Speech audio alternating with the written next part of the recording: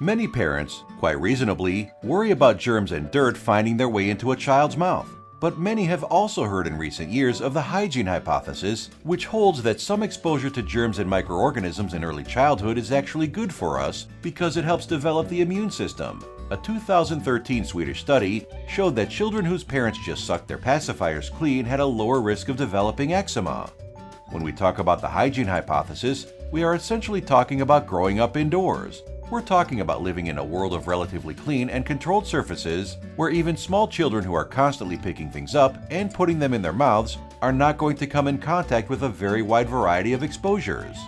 In one study, scientists studied the immune profiles of Amish children growing up on small single-family farms and found that these children had strikingly low rates of asthma compared to the general population. Researchers have also pointed out that autoimmune diseases such as asthma, hay fever, inflammatory bowel diseases, and various allergies have become much more common as we've become more sanitary and are much more prevalent in the wealthy world than the developing one. Many scientists now concur that there is an advantage of germs for the development of a child's immune system. For the last century and a half, since understanding that microbes cause disease, human beings have tried as hard as possible to wall off their bodies from the microbial world of bacteria, viruses, and fungi. And it's worked. There's no question that increasing hygiene has saved many children from sickness and death. But we should also ask whether children who are too completely walled off from the microbial surroundings may grow up with some negative consequences of our ever cleaner homes.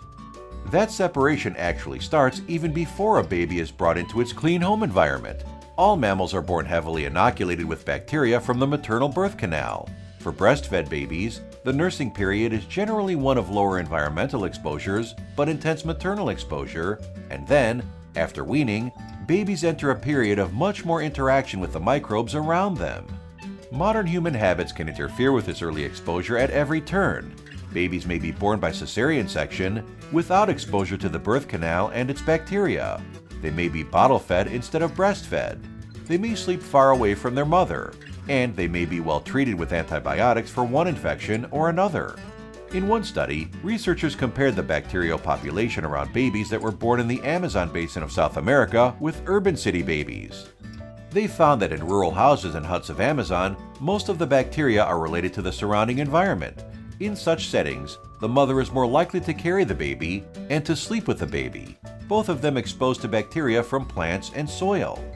In contrast, in an urban setting, as houses become more enclosed and more subdivided, spaces are increasingly separated by areas of use, and the speed at which outside air replaces inside air is decreased. We reduce the exposure to external environmental bacteria, so we become the main source of bacteria, our skin, our mouth. We shed bacteria, and the house becomes highly humanized. Most of the bacteria in a house in a city will be human. After many years, you find highly oral bacteria near the sink, fecal and vaginal bacteria near the toilet, and skin bacteria in the rest of the house. We used to live in much dustier environments. Though houses are cleaner, the built environment contains many components, including chemicals and airborne particles, not just microbes. Studies have shown that priming or seeding of the microbiome in the child is absolutely critical. While we don't want to go out and expose our child to aggressive infections, we don't want to create such a sterile environment that their immune system doesn't develop normally. It puts them at risk of developing immune diseases.